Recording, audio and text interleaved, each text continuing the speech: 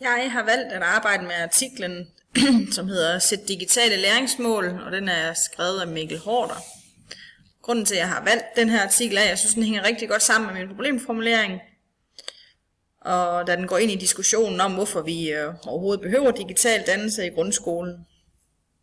Mit fokus her i artiklen vil ligge på, at både elever og voksne lærere har brug for flere digitale færdigheder.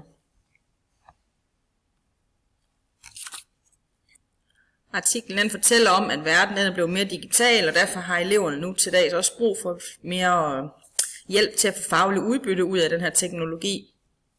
Det vigtigste er, at eleverne de kan få indsigt i, hvordan de kan bruge teknologien, altså både i skolen, men også derhjemme, og hvornår det er relevant at bruge det for at kunne lære noget. Men den her nye teknologi, den giver ikke kun muligheder, den giver også udfordringer. For det er vores job som lærer, at vi skal sørge for, at der finder læringssted, når de benytter de her programmer. Men problemet er, at mange voksne også mangler digitale færdigheder. Faktisk viser en undersøgelse, at det var op til hver fjerde voksne danskere, der mangler digitale færdigheder. Så det er altså vigtigt, at vi har det med i vores tanker som lærer, at vi også skal uddanne os.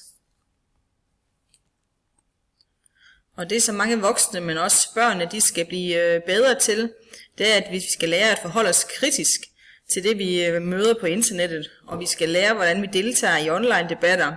Og vi skal lære at benytte borgerservice.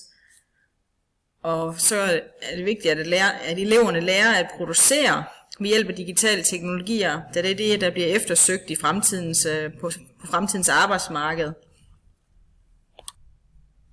Så artiklen går ind og argumenterer for, at der er brug for en rød tråd op igennem hele uddannelsessektoren, for at vi sikrer, at eleverne de opnår de her digitale færdigheder. Så det er vigtigt, at der bliver sat nogle fælles mål for de digitale kompetencer. Og det er jo det, jeg som kommende lærer skal gå ind og tænke på, hvordan jeg vil implementere teknologi i min undervisning, sådan at eleverne ikke bare lærer at bruge det, men også lærer at forstå det og arbejde med det konstruktivt.